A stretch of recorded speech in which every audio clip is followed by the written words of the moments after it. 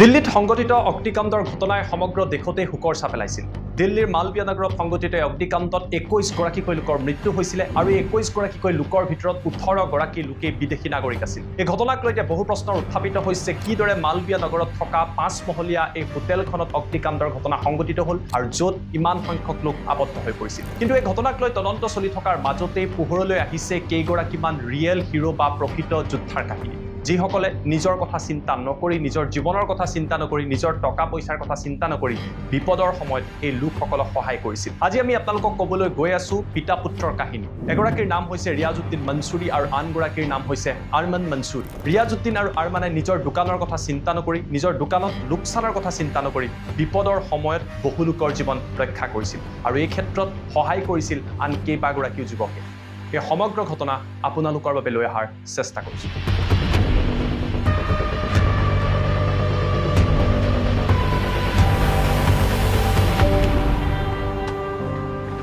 নমস্কাৰ, মই জ্যোতিদীপ বৈশ্য। দিল্লীৰ ঘটনাক লৈ বৰ্তমান সময়ত আৰক্ষীৰ তদন্ত অব্যাহত আছে। কিদৰে এই ভয়াৱহ অগ্নিকাণ্ড সংঘটিত হ'ল তাক লৈ তদন্ত ঘোষণা কৰা হৈছে। ইতিমধ্যে হোটেলৰ স্বত্বাধিকাৰী বাজাজক আৰক্ষীয়ে গ্ৰেপ্তাৰ কৰি জেৰা অব্যাহত ৰাখিছে। কিন্তু এই ঘটনাই বহু প্ৰশ্নৰ উত্থাপিত কৰিছিলে যে যিসমূহ হোটেল মালবিয়া নগৰত গঢ়ি তোলা হৈছিলে, অতিকৈ ঘন জনবসতি এটা অঞ্চলত এই হোটেলসমূহ খোলা হৈছিলে, তাত সকলোবিলাক নিয়ম মনা হৈছিল নে নাই। এই দুৰ্ঘটনাৰ পাছতে এতিয়া এনেকুৱা বহু প্ৰশ্নৰ অৱতাৰণা হৈছে। বহু লোক বৰ্তমান সময়ত নিজৰ আত্মীয়ক হেৰাই শোকত ভাগি পৰিছে। তেওঁলোকে দিল্লীলৈ গৈছিল বিভিন্ন কামৰ বাবে, হোটেলত আছিলে, কিন্তু তেওঁলোকৰ জীৱন সপোন সকলো ছাৰখাৰ হৈ গ'ল। কিন্তু আজি মই আপোনালোকৰ বাবে লৈ আহিব বিচাৰিছো ৰিয়েল হিৰোৰ কাহিনী। যি সময়ত এই হোটেলখনত দাও দাওকৈ জ্বলি আছিলে, তেতিয়া হোটেলৰ প্ৰথম আৰু দ্বিতীয় মহলাত বহু লোক আবদ্ধ হৈ আছিল। এই দৃশ্য দেখা পাইছিল হোটেলখনৰ সন্মুখত থকা একাংশ লোকে। হোটেলৰ সন্মুখতে এখন মেট্ৰেছৰ দোকান আছিল আৰু এই দোকানখন চলাইছিল পিতা পুত্ৰ ক্ৰমান্বয়ে ৰিয়াজউদ্দিন মনছুৰী আৰু আৰমান মনছুৰী। পিটিআই আৰু ANIৰ লগত হোৱা সাক্ষাৎকাৰত তেওঁলোকে বৰ্ণনা কৰিছে যে 8:30 এই কথা গম পোৱাৰ লগে লগে ঘটনাস্থলীত তেওঁলোকে উপস্থিত হয়। নিজৰ তেওঁলোকে দোকান খোলে আৰু দোকানৰ ভিতৰত থকা এখনকৈ মেট্ৰেছ বাহিৰলৈ উলিয়াই দিয়ে, কিয়নো তেওঁলোকে দেখা পায় যে প্ৰথম আৰু দ্বিতীয় মহলাৰ পৰা একাংশ লোকে জীৱন ৰক্ষাৰ বাবে জঁপিয়াব বিচাৰিছে, কিন্তু উচ্চতা বেছি হোৱাৰ বাবে তেওঁলোকে আঘাত পোৱাৰ সম্ভাৱনা আছিল। ইয়াৰ বাবে নিজৰ দোকানত থকা প্ৰায় 20ৰ পৰা 25খনকৈ মেট্ৰেছ তেওঁলোকে বাহিৰলৈ উলিয়াই দিয়ে আৰু এই মেট্ৰেছসমূহৰ ওপৰতেই জঁপিয়াবলৈ সক্ষম হয় একাংশ লোক। প্ৰায় 8 গৰাকীকৈ লোকৰ এইদৰে তেওঁলোকে জীৱন ৰক্ষা কৰিছে। কোনো ধৰণৰ ইঞ্জুৰি নাইবা আঘাত নোহোৱাকৈ এই লোকসকলৰ জীৱন ৰক্ষা কৰিছে এই মনছুৰী পৰিয়ালটোৱে। সামাজিক মাধ্যমত এই পিতা পুত্ৰৰ মহানুভৱতাক লৈ এতিয়া চৰ্চা চলিছে। তেওঁলোকক ৰিয়েল হিৰো বুলি আখ্যা দিছে। মনছুৰী পিতা পুত্ৰই নিজৰ দোকানত থকা প্ৰায়বিলাক মেট্ৰেছ, প্ৰায়বিলাক বেডশ্বীট উলিয়াই দিছিল। পিছৰ পৰ্যায়ত যেতিয়া নশ্বৰ দেহ লোকসকলৰ লৈ যোৱা হৈছিলে, সেই দেহসমূহ ঢাকিবলৈও তেওঁলোকৰ দোকানত থকা সকলোবিলাক বেডশ্বীট দি দিয়া হৈছিল। এই সমগ্ৰ প্ৰক্ৰিয়াত তেওঁলোকৰ 2 পৰা 3 লাখ টকাৰ ক্ষতি হয়, কিন্তু নিজৰ টকা পইচাৰ কথা চিন্তা নকৰি আৰমান মনছুৰী আৰু ৰিয়াজউদ্দিন মনছুৰীয়ে মহানুভৱতাৰ পৰিচয় দিয়ে। ৰাষ্ট্ৰীয় সংবাদ মাধ্যমৰ পৰা সামাজিক মাধ্যমলৈকে পিতা পুত্ৰৰ এই সাহসিকতা আৰু তেওঁলোকৰ এই মহানুভৱতাক সকলোৱে চেলুট জনাইছে। যি সময়ত আজিকালিৰ দিনত কোনো এটা বিপদ হ'লে কোনো লোক আগবাঢ়ি আহিবলৈ এশবাৰ চিন্তা কৰে, সেই সময়ত ৰিয়াজউদ্দিন মনছুৰী আৰু আৰমান মনছুৰীয়ে এই মহানুভৱতাৰ পৰিচয় দিলে।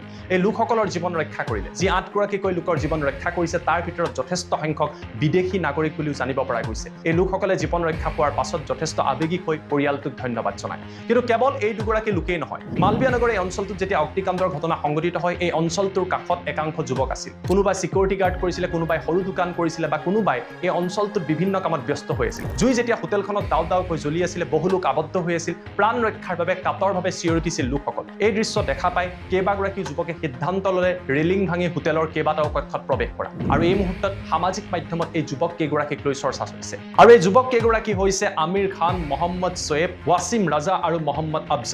যি সময়ত অগ্নিকাণ্ডই ভয়াৱহ ৰূপ লৈছিল, সেই সময়ত নিজৰ জীৱনৰ কথা নাভাবি ৰেলিং ভাঙি হোটেলৰ কেইবাটাও কক্ষত প্ৰৱেশ কৰে আৰু কেইবাগৰাকীও লোকক তেওঁলোকে উদ্ধাৰ কৰাত অগ্নি নিৰ্বাপক বাহিনী আৰু আন লোকসকলক সহায় কৰে। এই ঘটনাত তেওঁলোকে কিছু পৰিমাণে আঘাত পায়, তেওঁলোকৰ শৰীৰতো জুয়ে পৰে, কিন্তু ইয়াৰ পাছতো নিজৰ জীৱনৰ কথা নাভাবি এই কেইগৰাকী যুৱকে মহানুভৱতাৰ পৰিচয় দিছে। সেইবাবে সমগ্ৰ দেশে তেওঁলোকক ৰিয়েল হিৰো আখ্যা দিছে। কেৱল লোকসকলক উদ্ধাৰ কৰাই নহয়, যিসকল লোক মূৰ্ছা গৈছিলে তেওঁলোকক CPR দিয়াও পৰিলক্ষিত হয় এগৰাকী চিকিউৰিটি গাৰ্ড। এই আটাইকেইগৰাকী ব্যক্তিক লৈ এই মুহূৰ্তত সমগ্ৰ দেশত চৰ্চা চলিছে। বহুতে ক'ব বিচাৰিছে যে দিল্লীৰ এই অগ্নিকাণ্ড অতিকৈ ভয়াৱহ আছিলে, য'ত 21 গৰাকীকৈ লোকৰ মৃত্যু হৈছিল। যদি সেই মুহূৰ্তত এই লোকসকলে সহায় নকৰিলেহেঁতেন, যদিহে মনছুৰী পৰিয়ালে তেওঁলোকৰ মেট্ৰেছসমূহ আগুৱাই নিদিলেহেঁতেন, এই সংখ্যা হয়তো বৃদ্ধি পালেহেঁতেন।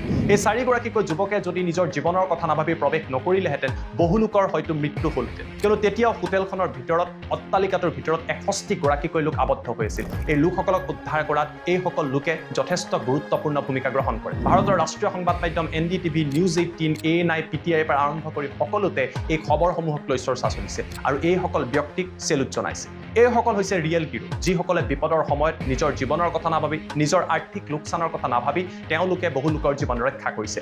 এই লোকসকল আদৰ্শ হোৱা আছিল আৰু এনেকুৱা কাহিনীবিলাকে আমাক অনুপ্ৰাণিত কৰিব লাগে জীৱনত আগুৱাই যোৱাৰ ক্ষেত্ৰত, আন লোকসকলক সহায় কৰাৰ ক্ষেত্ৰত। এয়া আছিলে দিল্লীৰ ৰিয়েল হিৰোৰ কাহিনী। যদি এই কাহিনীটো আপোনালোকে ভাল পাইছে আৰু এনেকুৱা কাহিনী আন 10জন 100জনে শুনাৰ প্ৰয়োজন আছে, ভিডিঅ'টো শ্বেয়াৰ কৰি দিবলৈ নাপাহৰিব। পুনৰবাৰ চেলুট জনাইছোঁ মনছুৰী পৰিয়ালৰ লগতে বাকী 4গৰাকী যুৱকক।